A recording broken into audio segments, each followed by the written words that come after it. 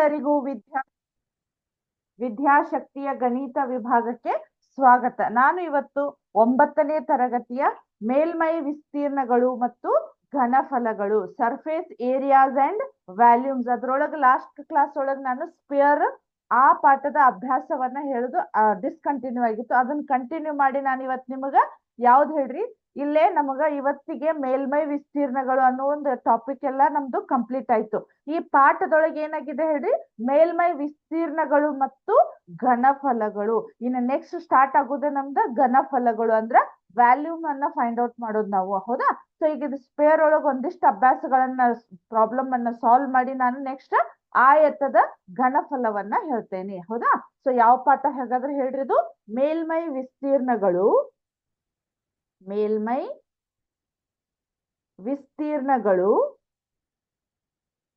ಮತ್ತು ಘನಫಲಗಳು ಘನಫಲ, ಹೌದಾ? ಇದ್ರೊಳಗೆ ನಾನು ಹೇಳ್ತಾ ಇರೋದು ಅಭ್ಯಾಸ 13.4 ಅದ್ರೊಳಗ ಎರಡನೇ ಮೇನ್ ಒಳಗ ಫಸ್ಟ್ ಒನ್ ಅನ್ನ ಮುಗಿಸಿದ್ದೆ. ಸೆಕೆಂಡ್ ಒಂದ್ ಹೇಳ್ತೇನೆ ನೋಡ್ರಿ, ಕ್ವಶನ್ ಓದ್ತೇನೆ.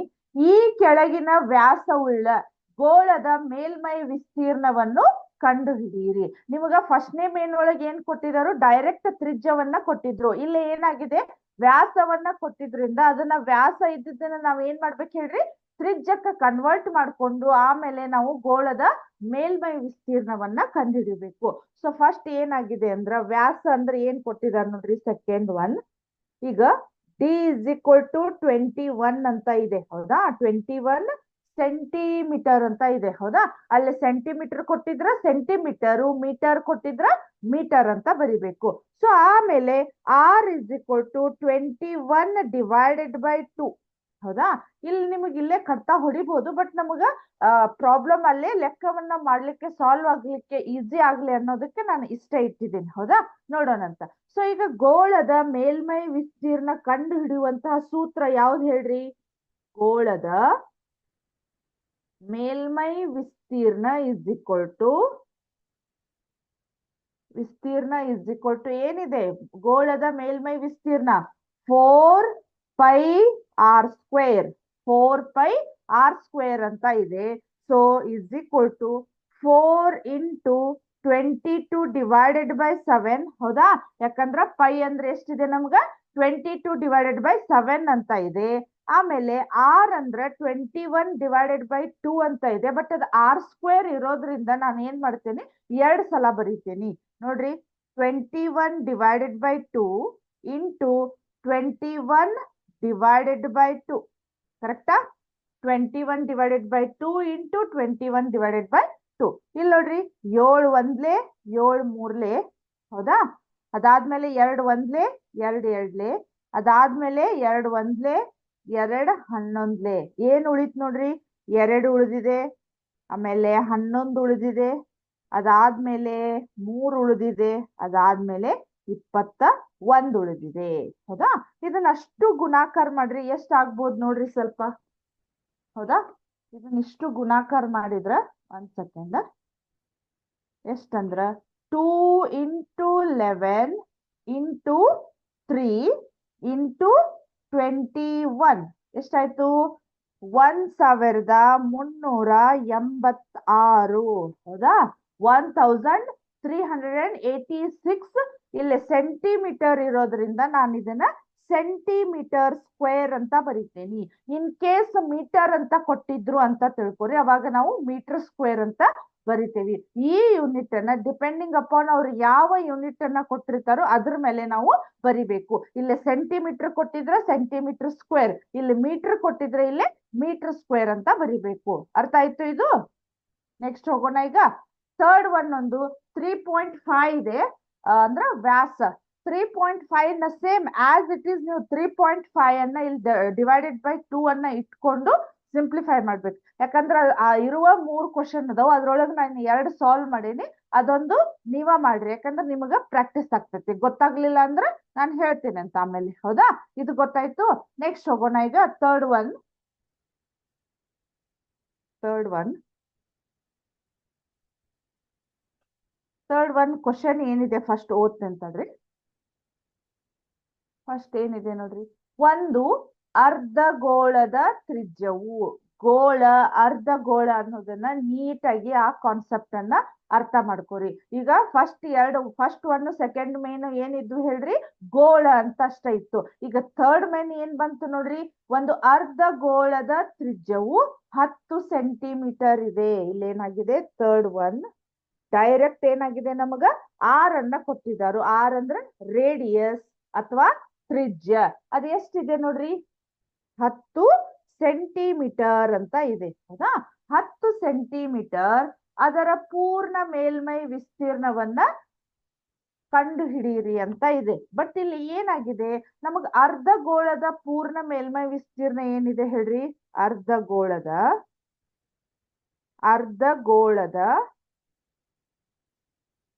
ಪೂರ್ಣ ಮೇಲ್ಮೈ ವಿಸ್ತೀರ್ಣ, ಪೂರ್ಣ ಮೇಲ್ಮೈ ವಿಸ್ತೀರ್ಣ ಇಸ್ ಈಕ್ವಲ್ ಟು ವಿಸ್ತೀರ್ಣ ಇಸ್ ಈಕ್ವಲ್ ಟು 3πr² ಅಂತ ಇದೆ. ಹೌದಾ, 3πr² ಅಂತ ಇದೆ. ಓಕೆ, ಬಟ್ ಆ ಕ್ವಶನ್ ಒಳಗ ನಮಗ ಬ್ರಾಕೆಟ್ ಒಳಗ ಪೈ ಅನ್ನ ಯಾವುದೇ ಬೆಲೆ ಕೊಡದ ಇದ್ದಾಗ ನಾವು 21/7 ಅಂತ ತಗೋಬಹುದು. ಬಟ್ ಇಲ್ಲಿ ಏನಾಗಿದೆ ಅಂದ್ರ ಬ್ರಾಕೆಟ್ ಒಳಗ ಅವರು ಪೈ ಇಸ್ ಈಕ್ವಲ್ ಟು 3.14 ಅನ್ನ ಉಪಯೋಗಿಸ್ರಿ ಅಂತ ಹೇಳಿದಾರು. ಪೈ ಇಸ್ ಈಕ್ವಲ್ ಟು 3.14 ಅನ್ನ ಉಪಯೋಗಿಸ್ರಿ ಅಂತ ಹೇಳಿದಾರೆ. ಅಕಸ್ಮಾತ್ ನಾವು ಪೈ ಬೆಲೆಯನ್ನ ಕೊಡದೇ ಇದ್ದಾಗ ನಾವ್ ಏನ್ ಮಾಡ್ಬೋದು ಹೇಳ್ರಿ, 22/7 ಅಂತ ಯೂಸ್ ಮಾಡ್ಬೋದು. ಬಟ್ ಇಲ್ಲಿ ಆಲ್ರೆಡಿ ಅವರ ಕೊಟ್ಟು ಬಿಟ್ಟಾರ ಬ್ರಾಕೆಟ್ ಒಳಗ ಪೈ ಇಸ್ ಈಕ್ವಲ್ ಟು 3.14 ಅನ್ನ ಉಪಯೋಗಿಸ್ಕೊರಿ ಅಂತ ಹೇಳಿ. ಸೊ ಅದನ್ನ ವ್ಯಾಲ್ಯೂಗಳನ್ನ ಸಿಂಪ್ಲಿಫೈ ಮಾಡಿದ್ರೆ ನಮ್ದು ಪ್ರಾಬ್ಲಮ್ ಸಾಲ್ವ್ ಆಯ್ತು. ಹೌದಾ, ಸೊ ಇಲ್ಲಿ ಏನಾಗತ್ ನೋಡ್ರಿ, 3 ಇಂಟು ಪೈ ಅಂದ್ರೆ ಎಷ್ಟಿದೆ ನೋಡ್ರಿ, ಇಲ್ಲಿ 3.14 ಇಂಟು ಆರ್ ಅಂದ್ರೆ ಎಷ್ಟಿದೆ, 10 ಇಂಟು 10 ಇಂಟು 10 ಎಷ್ಟಾಗತ್ ನೋಡ್ರಿ, ಇದು 3 into 3.14, 1 second, 3 into 3.14 into 10 into 10 ಎಷ್ಟಾಯ್ತು, 942 ಅಂದ್ರ 942 ಅಂತ ಆಯ್ತು. 942 ಇಲ್ಲಿ ಸೆಂಟಿಮೀಟರ್ ಇರೋದ್ರಿಂದ ನಾನು ಇದನ್ನ ಸೆಂಟಿಮೀಟರ್ ಸ್ಕ್ವೇರ್ ಅಂತ ಬರೀತೀನಿ. ಹೌದಾ, ಸೆಂಟಿಮೀಟರ್ ಸ್ಕ್ವೇರ್ ಅಂತ ಬರೀತೀನಿ. ಅರ್ಥ ಆಯ್ತು ಇದು? ಜಸ್ಟ್ ಏನಿಲ್ಲ, ಅವ್ರು ಕೊಟ್ಟು ನಮಗಿಲ್ಲಿ ನಾನ್ ನಿಮಗೆ ಪದೇ ಪದೇ ಹೇಳ್ತಾ ಇದ್ದೀನಿ, ಈ ಮೇಲ್ಮೈ ವಿಸ್ತೀರ್ಣ ಒಳಗ ನಾವು ಬಹಳ ಬಟ್ ನಮಗ ಫಾರ್ಮುಲಾಗಳು ನೆನಪಿರ್ಬೇಕು. ಫಾರ್ಮುಲಾಗಳು ಬಹಳ ಕನ್ಫ್ಯೂಸ್ ಆಗ್ತಾವ. ಯಾವ್ದನ್ನ ಎದಕ್ ಬರಿಬೇಕು ಅನ್ನೋದನ್ನು ಕನ್ಫ್ಯೂಸ್ ಆಗ್ಬಿಡ್ತು. ಗೊತ್ತಿದ್ರು ನಿಮ್ಗ ಅದನ್ನ ಬರೀಲಿಕ್ಕೆ ಒಂದೊಂದ್ಸಲ ಏನಾಗ್ಬಿಡ್ತಾವ್, ಕನ್ಫ್ಯೂಸ್ ಆಗ್ಬಿಡ್ತಾವ್. ಯಾವ್ದೋ ಹೋಗಿ ಯಾವ್ದಕ್ಕ ಈಗ ಇಲ್ಲಿ ಅರ್ಧಗೋಳದ ಪೂರ್ಣ ಮೇಲ್ಮೈ ವಿಸ್ತೀರ್ಣ ಅಂತ ಕೇಳಿದ್ರ ಅವರು. ನೀವು ಡೈರೆಕ್ಟ್ ಏನ್ ಬರಿಬಹುದು, ಇದನ್ನ ಅರ್ಧಗೋಳದ ವಕ್ರ ಮೇಲ್ಮೈ ವಿಸ್ತೀರ್ಣ 2πr² ಬರದ್ ಬಿಟ್ರಿ ಅಂದ್ರೆ ನಿಮ್ದು ಹೋಲ್ ಪ್ರಾಬ್ಲಮ್ ರಾಂಗ್ ಆಗ್ಬಿಡ್ತೈತಿ. ಅದಕ್ಕ ಫಾರ್ಮುಲಾಗಳನ್ನ ನೀಟಾಗಿ ನೀವು ಯಾವ ರೀತಿ ಪರ್ಫೆಕ್ಟ್ ಆಗಿ ನೆನಪಿಟ್ಕೋತೀರಿ ಅದನ್ನ ನಿಮಗ್ ಬಿಟ್ಟ ವಿಷಯ. ಹೌದಾ, ನೆಕ್ಸ್ಟ್ ಹೋಗೋಣ. ಈಗ ನೆಕ್ಸ್ಟ್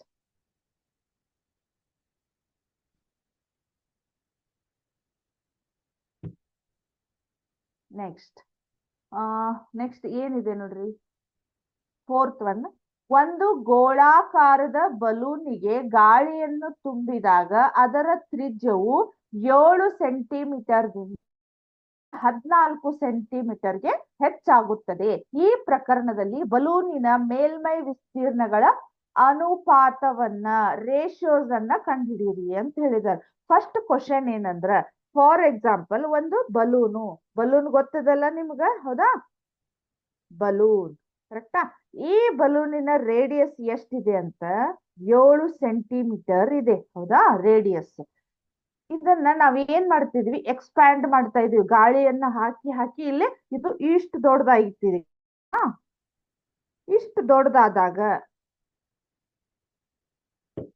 ಇದೇನಾಯ್ತು, ಇಷ್ಟು ದೊಡ್ಡದಾದಾಗ ಇದ್ರ ರೇಡಿಯಸ್ ಇಲ್ಲಿಂದ ಇಲ್ಲಿಗೆ ಏನಾಯ್ತು ಹೇಳ್ರಿ, 14 ಸೆಂಟಿಮೀಟರ್ ಆಯ್ತು. ಅವ್ರು ಕೇಳ್ತಾ ಇರೋ ಕ್ವಶನ್ ಏನಾಗಿದೆ, ಈ ಎರಡೂ ಪ್ರಕರಣದಲ್ಲಿ ಈ ಎರಡೂ ಪೂರ್ಣ ಏನ್ ಹೇಳ್ರಿ, ಅದನ್ನ ಕೊಟ್ಟಿರೋದು ಬಲೂನಿನ ಮೇಲ್ಮೈ ವಿಸ್ತೀರ್ಣಗಳ ಅನುಪಾತವನ್ನ ಕಂಡುಹಿಡಿಯಿರಿ ಅಂತ ಹೇಳಿದಾರೆ ಅವ್ರು. ಹೌದಾ? ಸೊ ನಾ ಇಲ್ಲಿ ಏನ್ ಬರೀತೇನಿ, ಇದನ್ನ R1 = 7 ಸೆಂಟಿಮೀಟರ್ ಅಂತ. ಇಲ್ಲಿ 2 R ಇರೋದ್ರಿಂದ ನಾನು R1 = 7 ಸೆಂಟಿಮೀಟರ್, R2 = ಇಲ್ಲಿ ಎಷ್ಟಿದೆ 14 ಸೆಂಟಿಮೀಟರ್ ಅಂತ ಬರಿತೇನಿ. ಹೌದಾ?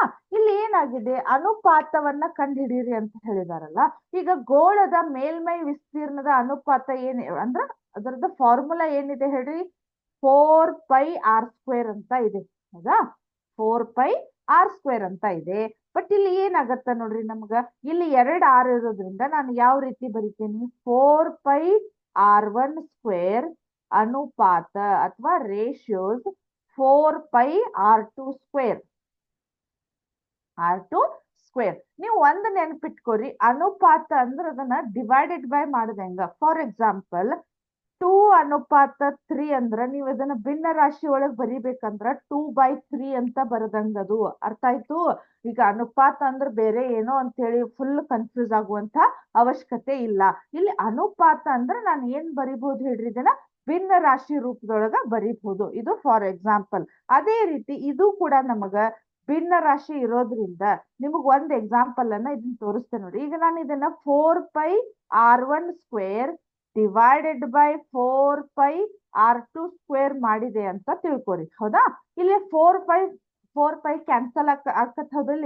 ಇದು ಅನುಪಾತ ಇದ್ದದನ್ನ ನಾನು ಭಿನ್ನ ರಾಶಿ ಒಳಗೆ ಬರ್ಕೊಂಡೆ ಅಂದ್ರ ಅದು ಕ್ಯಾನ್ಸಲ್ ಆಯ್ತು. ಅದಾದ್ಮೇಲೆ ಇಲ್ಲಿ ಎಷ್ಟಾಗತ್ ನೋಡ್ರಿ ಇದು. ಹೌದಾ?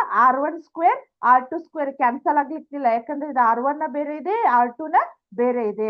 ಅದೇ ರೀತಿ ನನಗಿಲ್ಲೇ ನಾನು ಹಿಂಗ್ ಮಾಡೋ ಬದ್ಲಿ ಇದನ್ನ ಇಲ್ಲೇನ ಕ್ಯಾನ್ಸಲ್ ಮಾಡ್ತೇನೆ. ಹೌದಾ?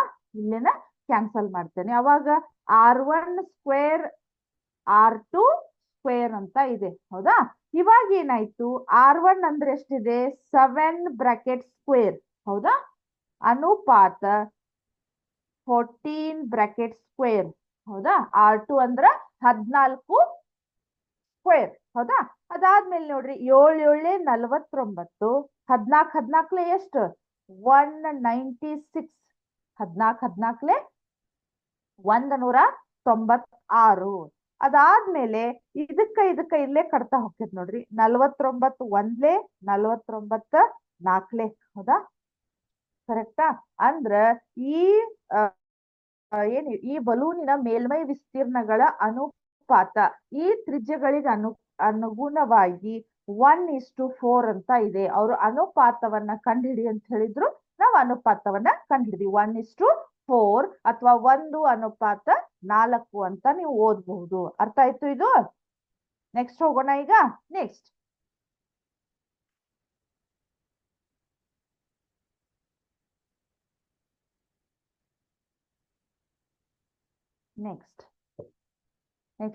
ಈ ಟಾಪಿಕ್ನ ಇದು ಲಾಸ್ಟ್ ಪ್ರಾಬ್ಲಮ್. ಇದು ಕ್ವಶನ್ ಓದ್ತೆ ನೋಡ್ರಿ.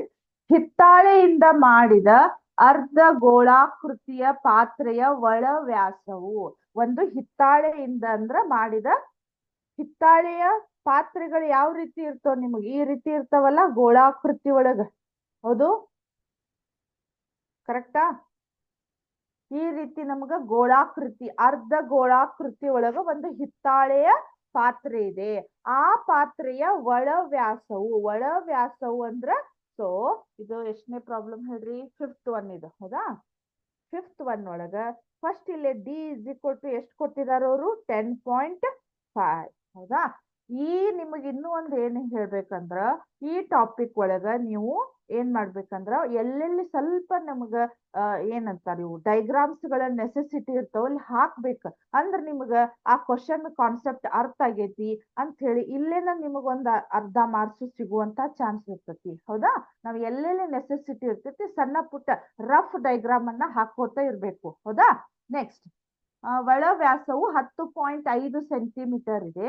ಪಾತ್ರೆಯ ಒಳಭಾಗದಲ್ಲಿ ಕಲಾಯಿಯನ್ನು ಹಾಕಿಸಲು ಪ್ರತಿ ಸೆಂಟಿಮೀಟರ್²ಗೆ, ಅಂದ್ರ ಇಲ್ಲಿ ಒಳಗ್ ನಾವು ಅದನ್ನ ಕೋಟೆಡ್ ಮಾಡ್ತಾರಂತಾರ ಗೊತ್ತಾ, ಆ ಕೋಟೆಡ್ ಅನ್ನ ಹಾಕಿಸ್ಲಿಕ್ಕೆ ಏನ್ ಬೇಕಂತ, ಪ್ರತಿ 100 ಸೆಂಟಿಮೀಟರ್²ಗೆ 16 ರೂಪಾಯಿ ಅಂತೆ. ಇಲ್ಲೇ ಪ್ರತಿ 100 ಸೆಂಟಿಮೀಟರ್ಗೆ, ಹೌದಾ, 100 ಸೆಂಟಿಮೀಟರ್ಗೆ ಎಷ್ಟಿದೆ ಅಂತ 16 ರೂಪಾಯಿ ಅಂತ ಇದೆ. ಹಾಗಾದರೆ ತಗಲುವ ವೆಚ್ಚವನ್ನ ಕಂಡುಹಿಡಿಯಿರಿ ಅಂತ ಹೇಳಿದಾರ ಅವ್ರು. ಹೌದಾ, ಇಲ್ಲಿ ನೋಡ್ರಿ ನಾನು ಆರ್ ಇಸ್ ಈಕ್ವಲ್ ಟು ಇದನ್ನ ಏನ್ ಮಾಡ್ತೇನೆ 10.5 ಡಿವೈಡೆಡ್ ಬೈ 2 ಅಂತ ತಗೋತೇನೆ ಈಗ. ಹೌದಾ, ಯಾಕಂದ್ರ ಡಿ ದ ಅರ್ಧ ನಮಗ ಆರ್ ಇರ್ತೈತಿ. ಹೌದಾ, ಇಲ್ಲಿ ನಾನು ಏನ್ ಮಾಡ್ಬೇಕೀಗ, ಇದು ಒಳಗಷ್ಟೇ ಇರೋದ್ರಿಂದ ನಾನು ಯಾವ ಫಾರ್ಮುಲಾವನ್ನ ಯೂಸ್ ಮಾಡ್ತೇನಂದ್ರ ಅರ್ಧಗೋಳದ ವಕ್ರ ಮೇಲ್ಮೈ ವಿಸ್ತೀರ್ಣ, ಅರ್ಧಗೋಳದ ವಕ್ರ ಅಥವಾ ಪಾರ್ಶ್ವ ಮೇಲ್ಮೈ ವಿಸ್ತೀರ್ಣ, ವಕ್ರ ಮೇಲ್ಮೈ ವಿಸ್ತೀರ್ಣ ಇಸ್ ಈಕ್ವಲ್ ಟು ಏನ್ ನೋಡ್ರಿ ಸೂತ್ರ 2πr², 2πr² ಅಂತ ಇದೆ. ಹೌದಾ, 2πr² ಅಂತ ಇದೆ. ಸೊ 2π ಅಂದ್ರೆ ಇಲ್ಲಿ ಆರ್ ಅನ್ನ ಈ ವ್ಯಾಲ್ಯೂ ಅನ್ನ ಹಾಕ್ಬೇಕು ನಾವೀಗ. ಹೌದಾ, ಇಲ್ಲಿ ನೋಡ್ರಿ 2 ಇಂಟು 22 ಡಿವೈಡೆಡ್ ಬೈ 7 ಇಂಟು ಇಲ್ಲಿ 10.5 ಡಿವೈಡೆಡ್ ಬೈ 2, ಯಾಕಂದ್ರೆ r² ಇರೋದ್ರಿಂದ ಅದನ್ನ ನಾನು 2 ಸತಿ ಬರಿಬೇಕು. Into 10.5 divided by 2. ಹೌದಾ, ಡಿವೈಡೆಡ್ ಬೈ 2. ಇಲ್ಲಿ ನೋಡ್ರಿ ಎಲ್ಲೆಲ್ಲಿ ಕಟ್ತಾ ಹೋಗ್ತಾವು, ಸ್ವಲ್ಪ ಅದನ್ನ ಚೇಂಜ್ ಮಾಡ್ರಿ. ಇಲ್ಲಿ ನೋಡ್ರಿ 2 ಒಂದ್ಲೆ 2 11. ಹೌದಾ, 2 ಒಂದ್ಲೆ 2 ಒಂದ್ಲೆ ಇದು ಕ್ಯಾನ್ಸಲ್ ಆಯ್ತು. ಅದಾದ್ಮೇಲೆ 7 ಒಂದ್ಲೆ 7. ಹೌದಾ, 3 ಉಳಿತು. ಇಲ್ಲಿ ಪಾಯಿಂಟ್ ಕೊಡ್ರಿ, 35 ಆಯ್ತು. 7 5 35 ಆಯ್ತು. ಹೌದಾ, ಸೊ ಇಲ್ಲಿ ಏನಾಗತ್ ನೋಡ್ರಿ, ಇಲ್ಲಿ ಏನೇನ್ ಉಳ್ದು ಬರ್ಕೋರಿ. ಇಲ್ಲಿ ಕೆಳಗಂತೂ ಇಲ್ಲಿ ಏನಾಗಿತ್ತು ಹೇಳ್ರಿ, ಛೇದದೊಳಗಂತೂ ಯಾವುದೇ ಸಂಖ್ಯೆಗಳು ಉಳ್ದಿಲ್ಲ. 1 ಉಳಿದ್ರು ಅದೇನು ಪ್ರಾಬ್ಲಮ್ ಇಲ್ಲ. ಸೊ ಇಲ್ಲಿ ನೋಡ್ರಿ 11 ಉಳಿದಿದೆ. ಹೌದಾ, ಅದಾದ್ಮೇಲೆ 1.5 ಉಳಿದಿದೆ. ಅದಾದ್ಮೇಲೆ ಏನ್ ಉಳಿದಿದೆ 10.5 ಅಂತ ಉಳಿದಿದೆ. 10.5 ಅಂತ ಉಳಿದಿದೆ. ಕರೆಕ್ಟಾ? ಇವಾಗ ನೋಡ್ರಿ ಅದು ಎಷ್ಟಾಗುತ್ತಂತ ಒಂದ್ಸಲ ನೋಡೋಣಂತ. ಎಷ್ಟಾಗುತ್ತ, 1 ಸೆಕೆಂಡ್. 11 1 ಸೆಕೆಂಡ್. 11 ಇಂಟು 1.5 ಇಂಟು 10.5 ಎಷ್ಟಾಯ್ತು? 173.25. 173.25 ಸೆಂಟಿಮೀಟರ್ ಸ್ಕ್ವೇರ್. ಹೌದಾ, ಈ ಅರ್ಧ ಗೋಳಾಕೃತಿಯ ಹಿತ್ತಾಳೆಯ ಪಾತ್ರೆಯ ಒಂದು ವಕ್ರ ಮೇಲ್ಮೈ ವಿಸ್ತೀರ್ಣ, ಅಲ್ಲಿ ಒಳಗಿರುವಂತಹ ವಿಸ್ತೀರ್ಣ ಎಷ್ಟಾಯ್ತು ನಮಗೆ ಹೇಳ್ರಿ? 173.25 ಸೆಂಟಿಮೀಟರ್ ಸ್ಕ್ವೇರ್ ಅಥವಾ 173.25 ಸೆಂಟಿಮೀಟರ್ ಸ್ಕ್ವೇರ್ ಅಂತ ಆಯ್ತು. ಹೌದಾ, ಇದಾದ್ಮೇಲೆ ನಮ್ದು ಇಲ್ಲೇ ಪ್ರಾಬ್ಲಮ್ ಮುಗ್ದಿಲ್ಲ. ಅಲ್ಲಿ ಏನಾಗಿದೆ, 100 ಸೆಂಟಿಮೀಟರ್ ಸ್ಕ್ವೇರ್ಗೆ 16 ರೂಪಾಯಿ ವೆಚ್ಚ ಆಗಿದೆ ಇದ್ರೊಳಗ ಕೋಟೆಡ್ ಮಾಡ್ಲಿಕ್ಕೆ. ಹಾಗಾದ್ರ 173 ಸೆಂಟಿಮೀಟರ್ ಸ್ಕ್ವೇರ್ಗೆ ಎಷ್ಟು ದುಡ್ಡು ಆಗ್ತೈತಿ ಅನ್ನೋದನ್ನ ನಾವು ಕಂಡುಹಿಡಿಬೇಕು. ಹೌದಾ, ಸೊ ನೋಡೋಣ ಈಗ.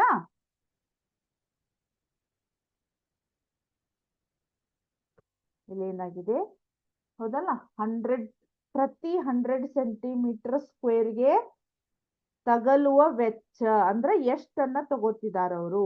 ವೆಚ್ಚ ಎಷ್ಟಿದೆ ಹೇಳ್ರಿ? 16 ರೂಪಾಯಿ ಅಂದ್ರ 16 rupees ಅಂತ ಇದೆ. ಅದೇ ರೀತಿ 173.25 ಸೆಂಟಿಮೀಟರ್ ಸ್ಕ್ವೇರ್ಗೆ ತಗಲುವ ವೆಚ್ಚ ಎಷ್ಟು ಅಂತ ಇದೆ.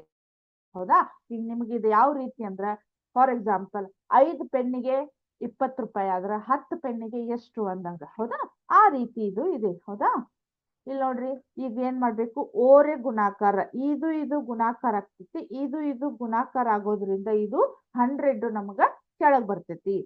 173.25 ಇಂಟು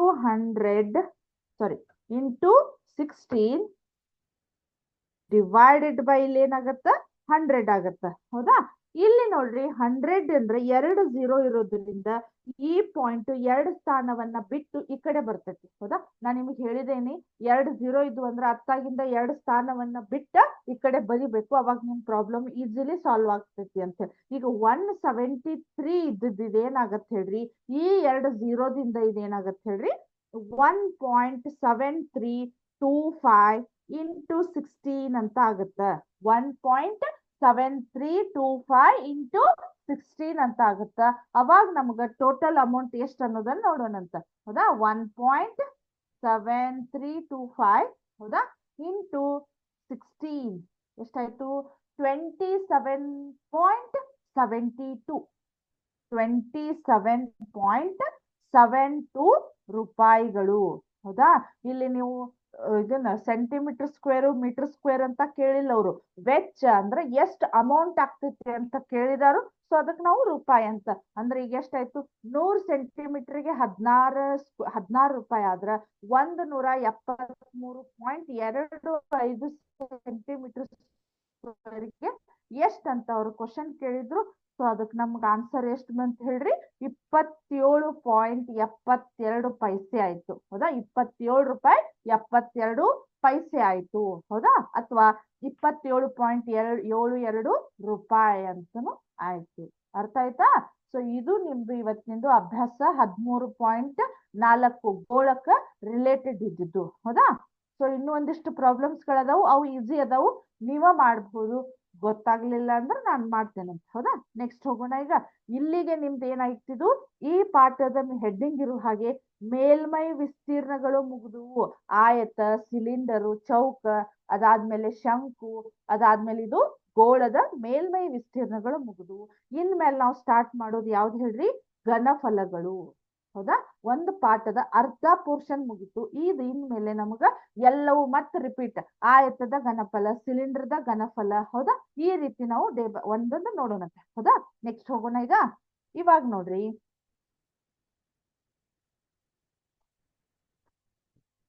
ಈಗ ಆಯತದ ಘನಫಲ, ವ್ಯಾಲ್ಯೂಮ್ ಆಫ್ ರೆಕ್ಟ್ಯಾಂಗಲ್. ಹೌದಾ, ಆಯತದ ಘನಫಲ. ಹೌದಾ, ಆಯತದ ನೀವು ಏನಾಗಿತ್ತಂದ್ರ ಈಗ ಮೇಲ್ಮೈ ವಿಸ್ತೀರ್ಣ ಅಂದ್ರ ಫಾರ್ ಎಕ್ಸಾಂಪಲ್ ಈಗ ಇದೊಂದು ಆಯತ. ಹೌದಾ, ಈ ಆಯತದ ಮೇಲ್ಮೈ ವಿಸ್ತೀರ್ಣ ಅಂದ್ರೆ ನೀವು ಇಲ್ಲಿ ಏನ್ ಕಾಣಿಸ್ತಾ ಇದೆಯಲ್ಲ, ಇದು ಇಷ್ಟ ವಿಸ್ತೀರ್ಣವನ್ನ ನೀವು ಕಂಡು ಹಿಡಿತೀರಿ. ಬಟ್ ಇದ್ರ ಘನಫಲ ಅಂದ್ರ ಅದ್ರ ಒಳಗ ಅಂದ್ರ ಯಾವುದೇ, ಫಾರ್ ಎಕ್ಸಾಂಪಲ್ ನಾನು ಇದೊಂದು ಆಯತ ಆಕೃತಿಯ ಒಂದು ಬಾಕ್ಸ್ ಇದೆ ಅಂತ ತಿಳ್ಕೊರಿ. ಅದ್ರೊಳಗೆ ನಾನು ಇಂತಿಷ್ಟು ನೀರನ್ನ ಹಾಕ್ಬೇಕು ಅಂದ್ರೆ ಅದು ಎಷ್ಟು ಸ್ಥಳಾವಕಾಶ ಅಥವಾ ಅದ್ರದ ಜಾಗವನ್ನ ಹಿಡಿತೈತಲ್ಲ, ಅದ್ರ ಒಳಗಿರುವಂತಹ ಸ್ಪೇಸ್ ಅನ್ನ ಕಂಡು ಹಿಡಿಯೋದನ್ನ ನಾವೇನಂತ ಕರಿತೀವಿ, ಘನಫಲ ಅಂತ ಕರಿತೀವಿ. ಅಂದ್ರ ಆ ಆಕೃತಿ ಹಿಡಿಯುವಂತಹ ಸಾಮರ್ಥ್ಯ, ಅದ್ರೊಳಗೆ ಇರ್ತಕ್ಕಂತ ಸಾಮರ್ಥ್ಯಕ್ಕ ನಾವೇನಂತ ಕರಿತೀವಿ, ಘನಫಲ ಅಂತ ಕರಿತೀವಿ, ವ್ಯಾಲ್ಯೂಮ್ ಅಂತ ಕರಿತೀವಿ. ಹೌದಾ, ಸೊ ಆಯತದ ಘನಫಲಗಳು ಯಾವ ರೀತಿ ಅದಾವ ಅನ್ನೋದನ್ನ ಇವತ್ ನೋಡೋಣಂತ. ಹೌದಾ, ಹಾಗಾದ್ರೆ ಆಯತದ ಘನಫಲವನ್ನ ಕಂಡುಹಿಡಿಯುವ ಸೂತ್ರ, ಆಯತದ ಘನಫಲ. ಆಯತದ ಘನಫಲ ಇಸ್ ಈಕ್ವಲ್ ಟು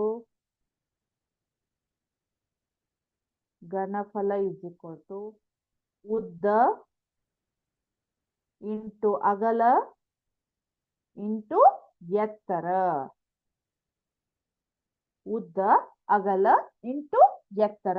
ಆಯತದ ಘನಫಲವನ್ನ ಕಂಡು ಹಿಡಿಯುವಂತಹ ಸೂತ್ರ ಯಾವ್ದು ಹಾಗಾದ್ರೆ ಹೇಳ್ರಿ ನಮಗ,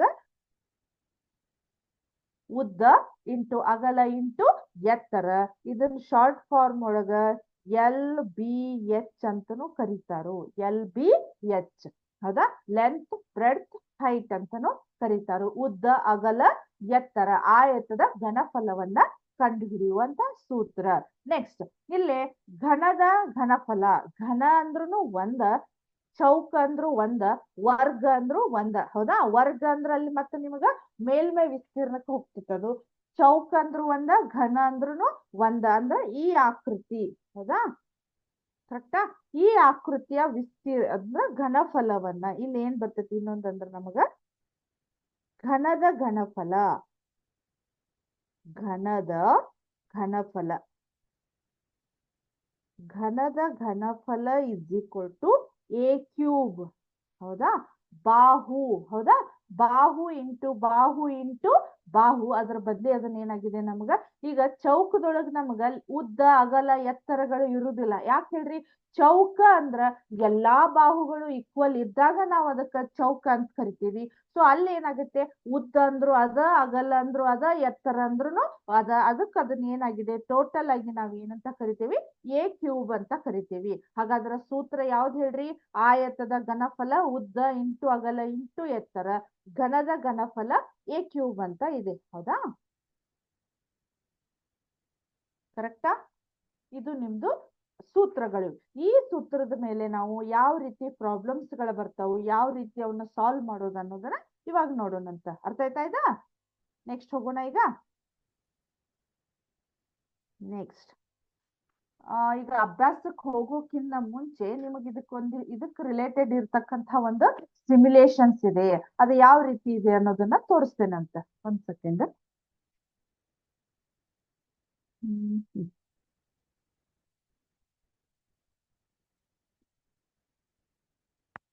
ಹೌದಾ? ಇಲ್ಲಿ ನೋಡ್ರಿ, ನಾನ್ ನಿಮಗ್ ಹೇಳಿರೋ ಹಾಗೆ ಇಲ್ಲಿ ಒಳಗಿರುವಂತಹ ಸ್ಪೇಸ್ ಎಷ್ಟಿದೆ ಅನ್ನೋದನ್ನ ನಾವು ಕಂಡು ಹಿಡ್ಕೋಬೇಕು. ಇಲ್ಲಿ ನೋಡ್ರಿ, ಇದನ್ನ ಡೈರೆಕ್ಟ್ ಆಗಿ ಕೊಟ್ಟಿದ್ದಾರೆ ಅವರು. ಇದು ಉದ್ದ ಅಗಲ ಎತ್ತರ. ನಾನು ಇದನ್ನ ಯಾವ ರೀತಿ ಚೇಂಜ್ ಮಾಡ್ತೇನೆ ಆ ರೀತಿ ಇದು ಚೇಂಜ್ ಆಗ್ತಾ ಇರ್ತೈತೆ ನೋಡ್ರಿ. ಹೌದಾ? ಅರ್ಥ ಆಗ್ತಾ ಇದೆ ಇದು? ನೋಡ್ರಿ, ಇಲ್ಲ ವ್ಯಾಲ್ಯೂಮ್ ಅಂದ್ರೆ ಅದ್ರೊಳಗಿರುವಂತಹ ಸ್ಪೇಸು ಹೆಚ್ಚು ಕಡಿಮೆ ಆಗ್ತಾ ಇರ್ತೈತಿ. ಹೌದಾ? ಆಮೇಲೆ ಇದನ್ನ ಚೇಂಜ್ ಮಾಡ್ತೇನೆ ನೋಡ್ರಿ. ಹೌದಾ? ಇದು ಏನಿಗಿದು ಎತ್ತರ ಚೇಂಜ್ ಆಗ್ತಾ ಇದೆ. ಆಮೇಲೆ ಕರೆಕ್ಟಾ? ಇಲ್ಲಿ ನೋಡ್ರಿ, ಅಗಲ. ಹೌದಾ? ನೋಡ್ರಿ, ಇದನ್ನ ಈ ರೀತಿ ನಾನು ಪೂರ್ತಿ ಇಷ್ಟು ಕೂಡ ಕರೆಕ್ಟ್ ಈಕ್ವಲ್ ತಂದೆ ಅಂದ್ರ, ಹೌದಾ, ಈಗ ಇದು ಯಾವ ಶೇಪ್ ಆಯ್ತು ಹೇಳ್ರಿ? ಇದು ಈಗ ಯಾವ ಶೇಪ್ ಆಯ್ತು? ಇದು ಘನ ಆಯ್ತು, ಇದು ಚೌಕ ಆಯ್ತು. ಅದನ್ನ ನಾನು ಸ್ವಲ್ಪ ವೇರಿಯೇಷನ್ ಮಾಡಿಟ್ಟೆ ಅಂದ್ರ ಇಲ್ಲಿ ನೋಡ್ತಾ ಇದ್ದೀರಿ, ಸ್ವಲ್ಪ ನಿಮ್ಗ ಉಲ್ಟಾ ಆಯತದ ಶೇಪ್ ಬಂತು. ಹೌದಾ? ಕರೆಕ್ಟಾ? ನೋಡ್ತಾ ಇದ್ದೀರಿ ಇಲ್ಲೇ ಸ್ಪೇಸ್ ಯಾವ ರೀತಿ ಇದೆ ಅಂತ ಹೇಳಿ. ಮತ್ ಇದನ್ನ ಇಷ್ಟು ಕರೆಕ್ಟ್ ಇಲ್ಲೇ ಹೋಗಿ ತಗೊಂಬರ್ರಿ. ಮತ್ತ ನಮ್ಗೇನಾಯ್ತದು ಚೌಕ. ಅಂದ್ರ ವ್ಯಾಲ್ಯೂಮ್ ಅಂದ್ರ ಘನಫಲ ಅಂದ್ರ ಅದೊಂದು ಏನೋ ಒಂದು ಬಾಕ್ಸ್ ಅನ್ನ ಕಂಪೇರ್ ಮಾಡ್ಕೊರಿ ನೀವು. ಒಂದು ರೆಕ್ಟ್ಯಾಂಗಲ್ ಅಂದ್ರೆ ಆಯತದ ಶೇಪ್ ಒಳಗಿರುವಂತದ್ದು, ಅಥವಾ ಚೌಕದ ಶೇಪ್ ಒಳಗಿರ್ತಕ್ಕಂತ ಒಂದು ಬಾಕ್ಸ್ ಒಳಗ ಅದ್ರದ್ದು ಸಾಮರ್ಥ್ಯ, ಅದ್ರೊಳಗೆ ನಾವ್ ಎಷ್ಟನ್ನ, ಫಾರ್ ಎಕ್ಸಾಂಪಲ್ ಒಂದು ಪ್ಲಾಸ್ಟಿಕ್ ಇದು ತಗೊಂಡ್ರಿ ಅಂದ್ರೆ ಅದ್ರೊಳಗೆ ಒಂದಿಷ್ಟು ನೀರ್ ಹಾಕ್ಬೇಕು, ಅಥವಾ ಒಂದ್ ಏನೋ ಸಮಥಿಂಗ್ ಒಂದಿಷ್ಟು ಕಾಳು ಏನೋ ಹಾಕ್ಬೇಕಂದ್ರ ಅದು ಹಿಡಿಯುವಂತಹ ಸಾಮರ್ಥ್ಯ ಅದು ಎಷ್ಟು ಹಿಡಿಸ್ತೈತಲ್ಲ. ಫಾರ್ ಎಕ್ಸಾಂಪಲ್ ಅದೊಂದು ಬಾಕ್ಸ್ ಒಂದ್ 2 kg ಕಾಳನ್ನ ಹಿಡಿಸ್ತು. ಹೌದಾ? ಅಥವಾ ಒಂದ್ 2-3 ಲೀಟರ್ ಹಾಲು ಅಥವಾ ನೀರನ್ನ ಹಿಡಿಸ್ತು ಅಂತಂದ್ರ ಅದು ಆ ಬಾಕ್ಸಿನ ಸಾಮರ್ಥ್ಯ, ಅಥವಾ ಆ ಬಾಕ್ಸಿನ ವ್ಯಾಲ್ಯೂಮ್ ಅಂದ್ರ ಘನಫಲವಂತ ನಾವು ಹೇಳ್ಬೋದು. ನಾವು ಡೇ ಟು ಡೇ ಆಡ್ ಭಾಷೆ ಒಳಗ ಸಾಮರ್ಥ್ಯ ಅಂತ ಹೇಳ್ತೇವಿ. ಬಟ್ ನಮ್ಗ ಮ್ಯಾಥ್ಸಿಗೆ ರಿಲೇಟೆಡ್ ಇದ್ದಿದ್ದು, ನಾವು ಈ ಬುಕ್ ರಿಲೇಟೆಡ್ ಮಾತಾಡ್ಬೇಕು ಅಂದ್ರೆ ನಾವ್ ಅದಕ್ಕ ಘನಫಲ ಅಂತ ಕರಿತೀವಿ. ಹೌದಾ? ನೋಡ್ರಿ ಇಲ್ಲೇ. ಹೌದಾ? ನಾನು ಯಾವ ರೀತಿ ಚೇಂಜ್ ಮಾಡ್ತಾ ಇದ್ದೀನಿ ಅದೇ ರೀತಿ ಇದು ಕೂಡ ಚೇಂಜ್ ಆಗ್ತಾ ಇದೆ. ಅಂದ್ರ ನಿಮ್ಗೆ ನಾ ಇದನ್ನ ಕಾನ್ಸೆಪ್ಟ್ ಏನ್ ಹೇಳ್ತಾ ಇದ್ದೀನಿ ಅಂದ್ರ, ಇಲ್ಲಿ ಒಳಗೆ ಇದು ಹಿಡಿಯುವಂತಹ ಸಾಮರ್ಥ್ಯಕ್ಕ ನಾವ್ ಏನಂತ ಕರಿತೀವಿ, ಘನಫಲ ಅಂತ ಕರಿತೀವಿ. ಇದ್ರೊಳಗೆ ಇನ್ನೊಂದು ಇದೆ, ಇದ್ರಿ ತೋರಿಸ್ತೇನೆ. ಇಲ್ಲಿದೆ ನೋಡಿ, ಸೇಮ್ ಇದೆ. ಬಟ್ ಇಲ್ಲಿ ಉದ್ದ ಅಗಲ ಎತ್ತರಗಳದ್ದು ಏನ್ ಕೊಟ್ಟಿದಾರಂದ್ರ ಇಲ್ಲಿ ನೋಡ್ರಿ. ಹೌದಾ? ಇಲ್ಲಿ ನೋಡ್ರಿ, ಲೆಂತ್, ವಿಡ್ತ್, ಹೈಟ್ ಅಂತ ಕೊಟ್ಟದ. ಅಲ್ಲೇ ಕೊಟ್ಟಿದ್ದಿಲ್ಲ ನಿಮ್ಗ, ಅದಕ್ಕೆ ಇದನ್ನ ಸ್ವಲ್ಪ ನಿಮಗ ಐಡಿಯಾ ಬರ್ಲಿ ಅನ್ನೋದಕ್ಕೆ ನಾ ಇದನ್ನ ಮತ್ತೊಂದನ್ನ ತೋರಿಸ್ತಾ ಇದ್ದೀನಿ. ಸೊ ಇಲ್ಲಿ ಏನಾಗಿದೆ, ಲೆಂತ್ ಇಲ್ಲೇ 5 ಇದೆ. ಹೌದಾ? ಹೌದಾ? ಇಲ್ಲಿ ಏನಾಗಿದೆ ಅಂದ್ರೆ ಯೂನಿಟ್ಸ್ ಫೀಟ್ ಒಳಗ್ ಕೊಟ್ಟಿದಾರ ಅವರು. ಹೌದಾ? ಸೆಂಟಿಮೀಟರ್ ಮೀಟರ್ ಅಲ್ಲ, ಫೀಟ್ ಒಳಗ್ ಕೊಟ್ಟಿರೋ. ಸೊ ಅದಕ್ಕೆ ನಾವು ಅದು ಇಲ್ಲಿ ನೋಡ್ತೀರಿ, ಅಗಲ ಯಾವ ರೀತಿ ಚೇಂಜ್ ಆಗ್ತಾ ಇದೆ, ಲೆಂತ್ ಯಾವ ರೀತಿ ಚೇಂಜ್ ಆಗ್ತಾ ಇದೆ, ಹೈಟ್ ಯಾವ ರೀತಿ ಚೇಂಜ್ ಆಗ್ತಾ ಇದೆ. ಹೌದಾ? ಕರೆಕ್ಟಾ? ಇವೇನಿದೆ ಚೌಕ್ ಚೌಕ್ ಬಾಕ್ಸ್ ಇದಾವಲ್ಲ, ಅದು ಹಿಡಿಯತಕ್ಕಂತಹ ಏನ್ ಹೇಳ್ರಿ, ಅದು ಸಾಮರ್ಥ್ಯಕ್ಕ ನಾವ್ ಏನಂತ ಕರಿತೀವಿ, ಘನಫಲ ಅಥವಾ ಅದ್ರದ್ದು ಘನಫಲ. ಇದನ್ನ ಅಷ್ಟು ಈಕ್ವಲ್ ಮಾಡಿಡ್ತೇನೆ ನೋಡ್ರಿ ನಾನು. ಹೌದಾ? ಇದು 8. ಕರೆಕ್ಟಾ? ಅವಾಗ ಇದು ಏನಾಯ್ತು ಹೇಳ್ರಿ, ನಮ್ಗ ಚೌಕದ ಶೇಪ್ ಬಂತು. ಇದನ್ನ ನಾವು ಚೌಕದ ರೂಪದೊಳಗೂ ಕನ್ವರ್ಟ್ ಮಾಡ್ಕೋಬಹುದು. ಇದನ್ನ ಏನ್ ಮಾಡ್ಬೋದು ಹೇಳ್ರಿ, ಆಯತದ ರೂಪದೊಳಗೂ ಕನ್ವರ್ಟ್ ಮಾಡ್ಕೋಬಹುದು. ಅರ್ಥ ಆಯ್ತು ಇದು? ಇವಾಗ ಅಭ್ಯಾಸಕ್ಕೆ ಹೋಗೋಣ. ಈಗ ಅಭ್ಯಾಸ ಏನಾಗಿದೆ ಹೇಳ್ರಿ, 13.5 13.5 ಅಭ್ಯಾಸ. ಜಸ್ಟ್ ಒಂದು ಕ್ವಶನ್ ಓದ್ತೀನಿ, ಆಮೇಲೆ ನೋಡೋಣ. 13.5 ಅಂತ ಇದೆ. ಸೊ ನೋಡ್ರಿ, ಅಲ್ಲಿ ಒಂದು ಕಡ್ಡಿ ಪೆಟ್ಟಿಗೆಯ ಅಳತೆಯು 4 centimetre into 2 centimetre into 1 centimetre ಇದೆ. ಇಂತಹ 12 ಪೆಟ್ಟಿಗೆಗಳಿರುವ ಒಂದು ಪೊಟ್ಟಣದ ಘನಫಲವನ್ನ ಕಂಡುಹಿಡಿಯಿರಿ. ಅಲ್ಲಿ ಅವ್ರು ಏನ್ ಮಾಡಿದಾರು, ಉದ್ದ ಅಗಲ ಎತ್ತರಗಳನ್ನ ಕೊಟ್ಟಿದಾರು. ಅದನ್ನ ನಾವ್ ಏನ್ ಮಾಡ್ಬೇಕು, ಫಸ್ಟ್ ಘನಫಲಗಳನ್ನ LBH, ಉದ್ದ ಅಗಲ ಎತ್ತರ, ಆ ಸೂತ್ರವನ್ನ ಹಾಕಿ ನಾವು ಆ ಘನಫಲವನ್ನ ಕಂಡು ಹಿಡಿದು ಇಂಟು ಅದಕ್ಕ 12 ಮಾಡಿದ್ರ ಆ ಕಡ್ಡಿ ಪೆಟ್ಟಿಗೆ ಅಥವಾ ಮ್ಯಾಚ್ ಬಾಕ್ಸಿನ ನಮ್ದು ಏನ್ ಬರ್ತೈತಿ ಹೇಳ್ರಿ, ಘನಫಲ ಅನ್ನೋದು ಗೊತ್ತಾಗ್ತೈತಿ. ಸೊ ಅದನ್ನ ನೆಕ್ಸ್ಟ್ ಕ್ಲಾಸ್ ಒಳಗ ಕಂಟಿನ್ಯೂ ಮಾಡೋಣಂತೆ. ಸೊ ಇಲ್ಲಿವರೆಗೆ ಹೇಳಿರ್ತಕ್ಕಂಥ ಅಭ್ಯಾಸ ನಿಮಗ ನೀಟಾಗಿ ಅಂಡರ್ಸ್ಟ್ಯಾಂಡ್ ಆಯ್ತು ಅಂತ ತಿಳ್ಕೊಂಡು ಇವತ್ತಿನ ಕ್ಲಾಸ್ ಅನ್ನ ಮುಗಿಸ್ತಾ ಇದ್ದೇನೆ. ನೆಕ್ಸ್ಟ್ ಕ್ಲಾಸ್ ಒಳಗ ಕಂಟಿನ್ಯೂ ಮಾಡೋಣಂತೆ. Thank you.